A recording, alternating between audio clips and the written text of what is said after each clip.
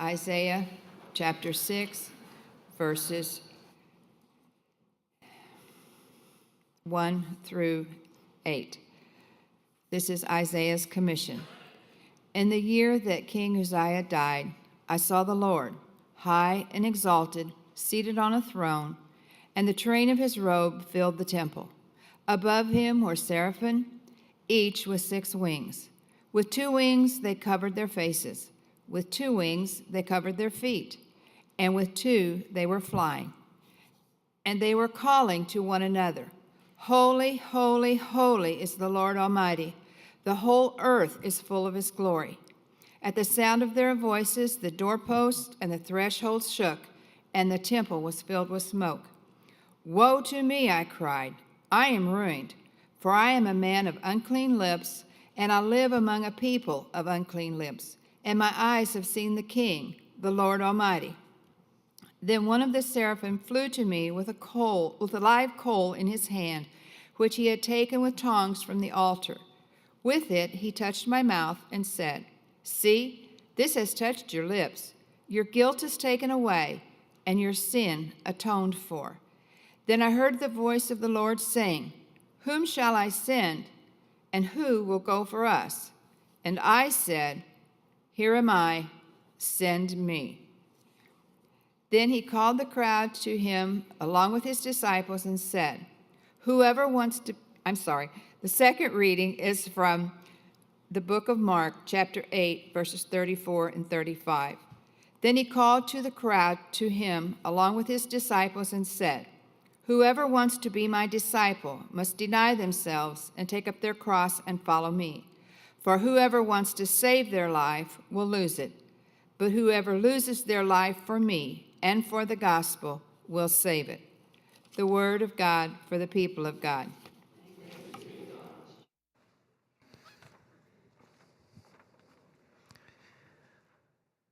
I think it was Zig Ziglar who told this story about a guy who was walking across the desert. He got stranded out there some way. He was out in the desert. He was walking across the desert. He'd been out there for a few days, and the guy was just about all done in.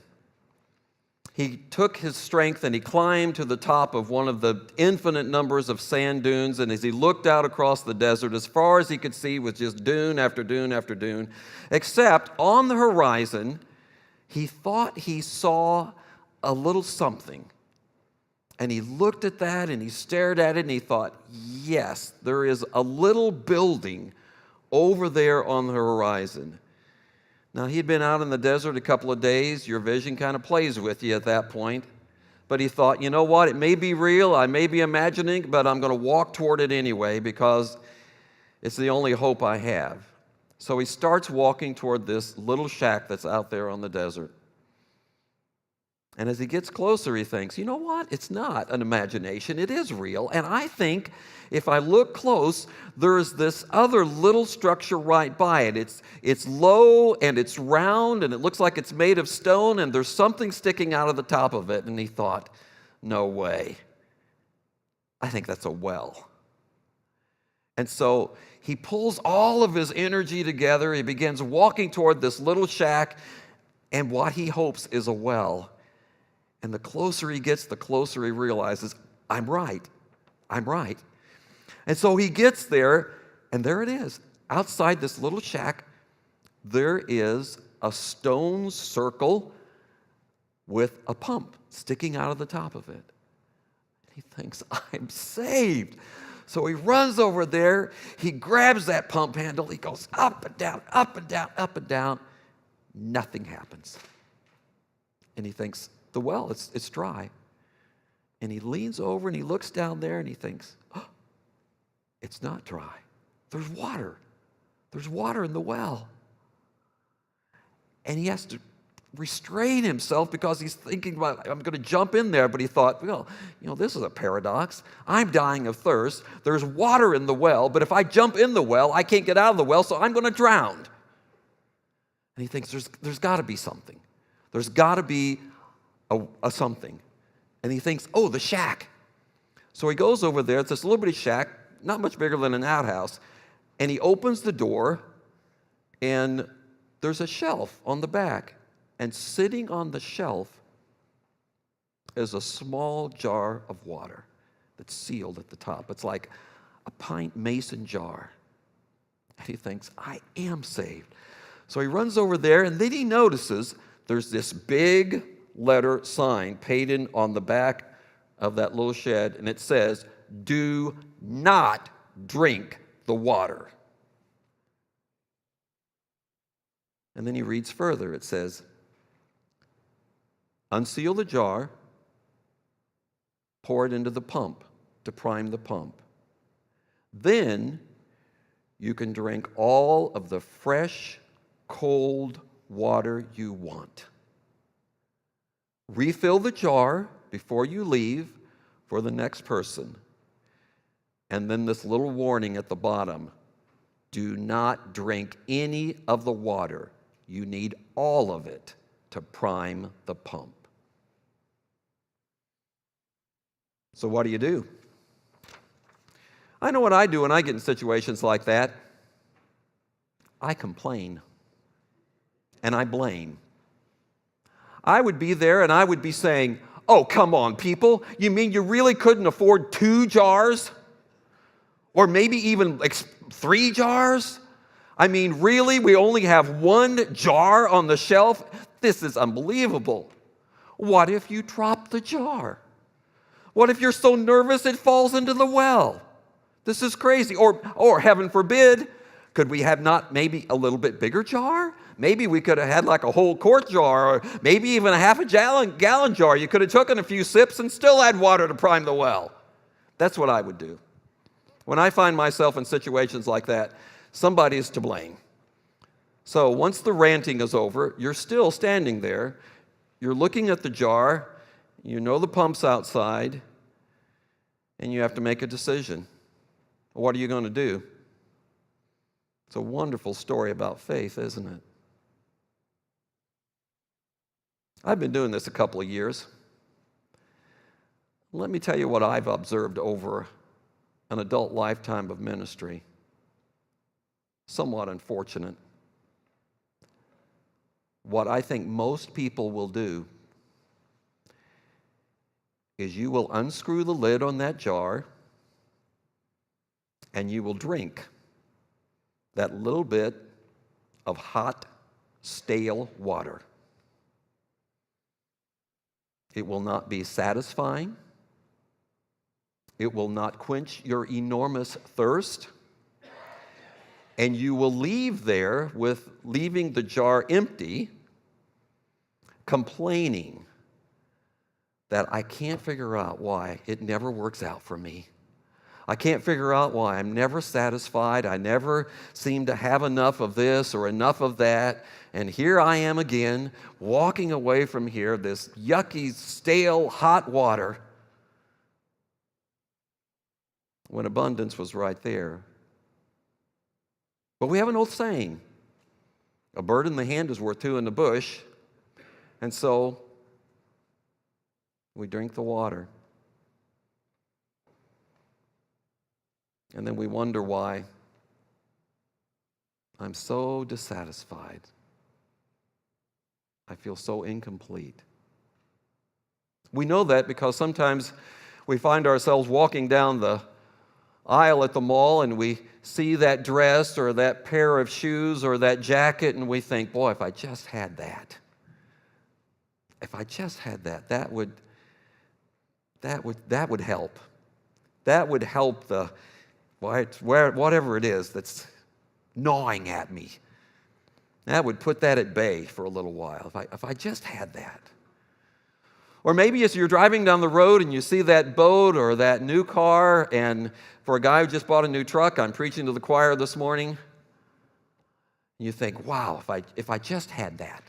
If I could have that, then this longing, this feeling of emptiness, it would go away. I think that would satisfy.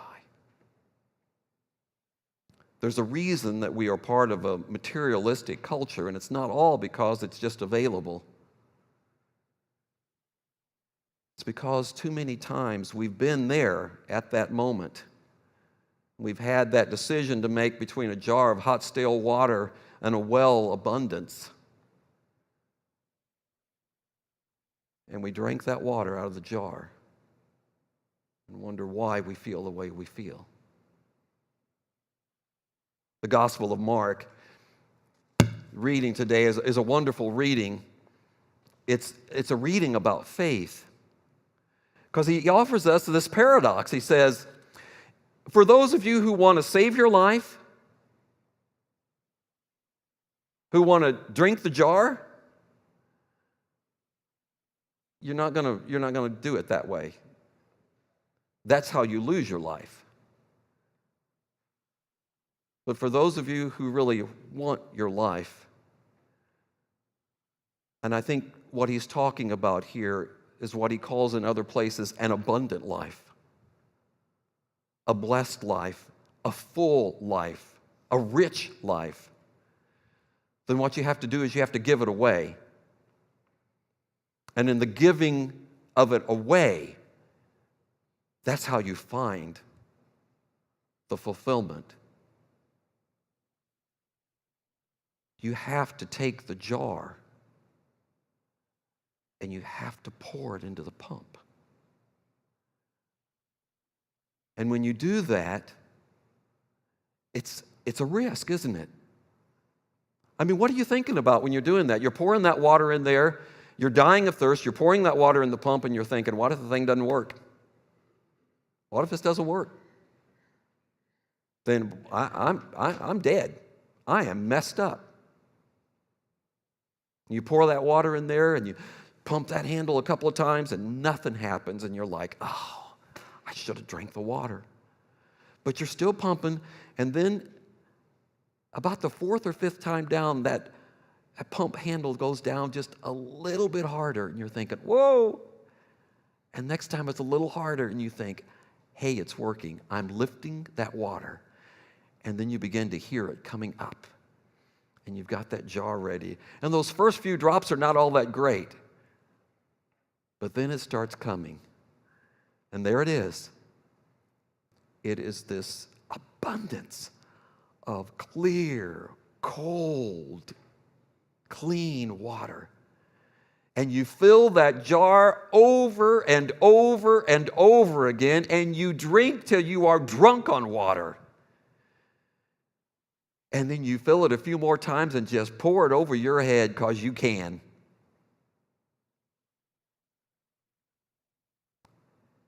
You know, there's a lot of people who live life and never know that experience,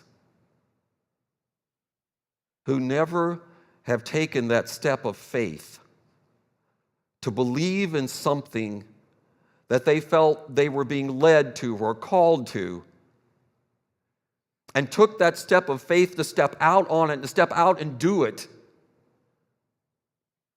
to be a part of the struggles and the obstacles and the problems that come along with it, but then realize the blessing that was there and waiting all the time.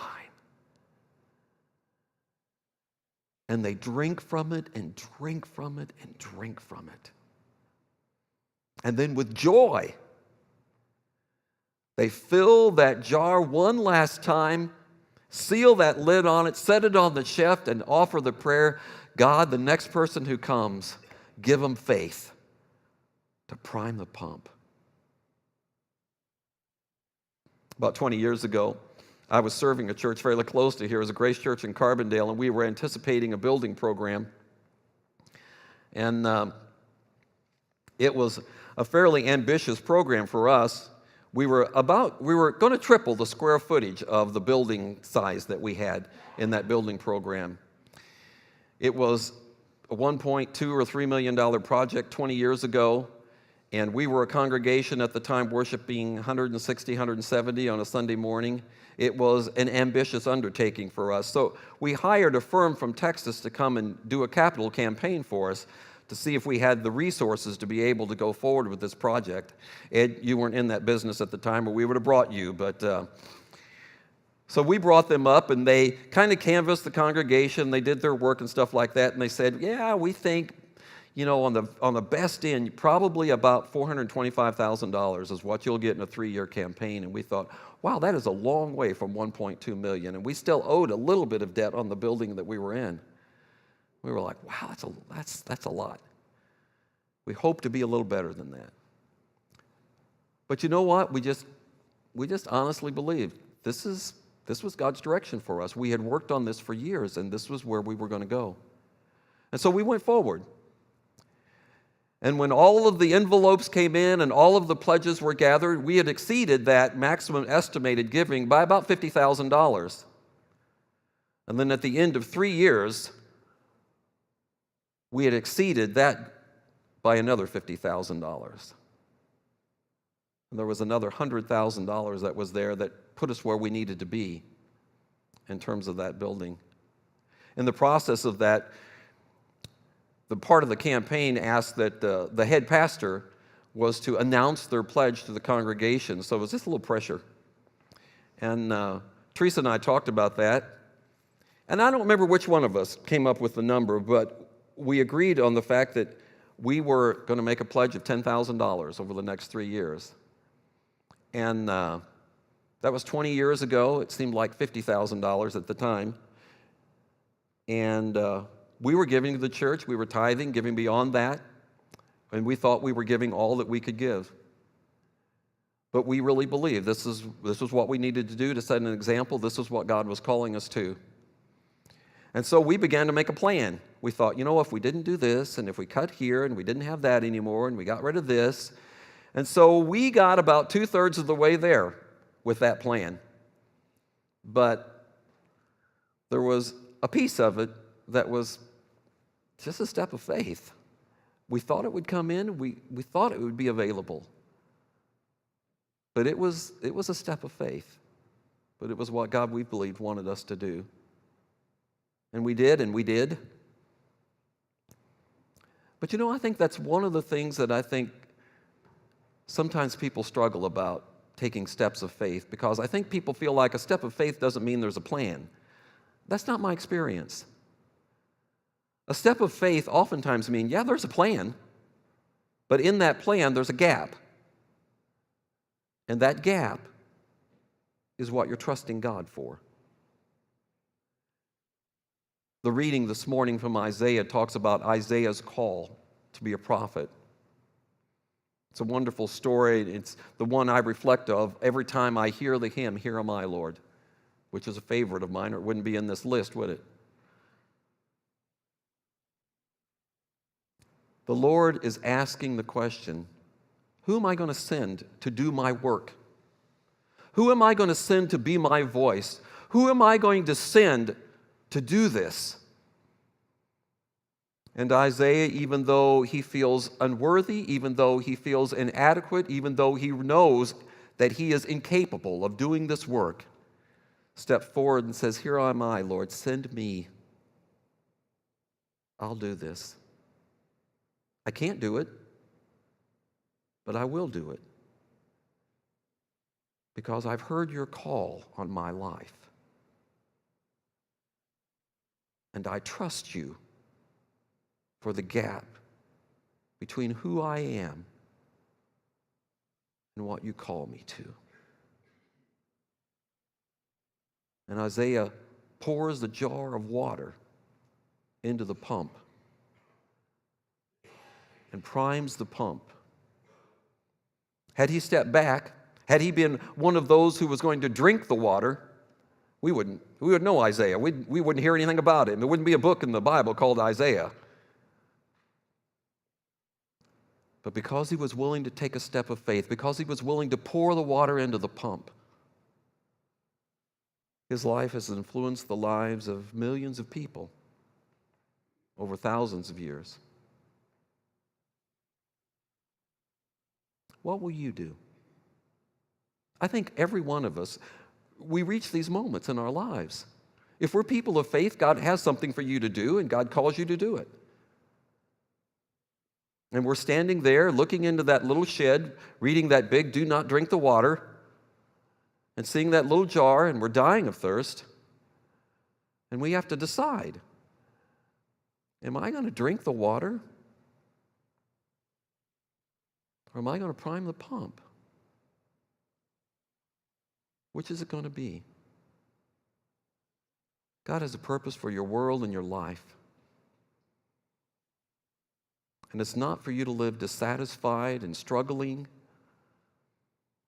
I think God calls all of us to do great things. Let me clarify that. I don't mean that God calls all of us to greatness. We're not all going to be Isaiahs. But I think God has great things for you to do with your life. Because I think a great thing is loving and nurturing your spouse. I think a great thing is nurturing your children and your grandchildren. I think a great thing is being a servant to those who are around you. I think a great thing is being a volunteer at your school or being the support to a coworker. I think those are the great things that make up our world and our lives.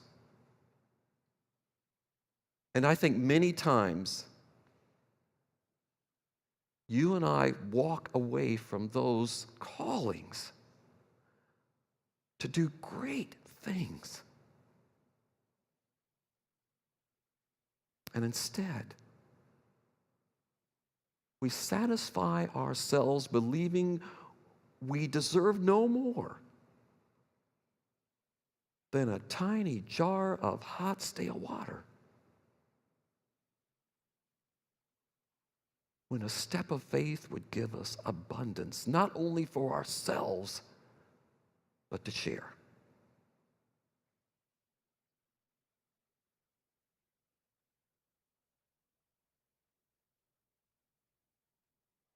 So what are you going to do the next time, or maybe it's today, maybe that calling is resting on your life right now, or maybe it'll be today, or maybe it'll be tomorrow. What are you going to do? Are you going to drink the water? Or are you going to trust to prime the pump and find abundance for you and for others? Would you pray with me? Almighty and gracious God,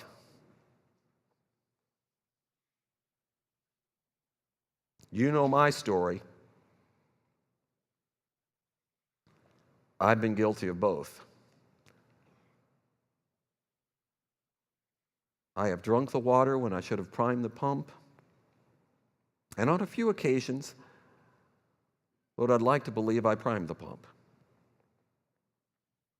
And God, that's hopefully all of our stories. But Lord, today, help us to believe the fact that you created us to do great things. Great things in homes and in families with loved ones and friends. And that if we are willing to step out in faith, that you will make up that difference. That if we are willing to lose our life, you are willing to give us a life that is beyond anything we could imagine or dream. In your name we pray. Amen.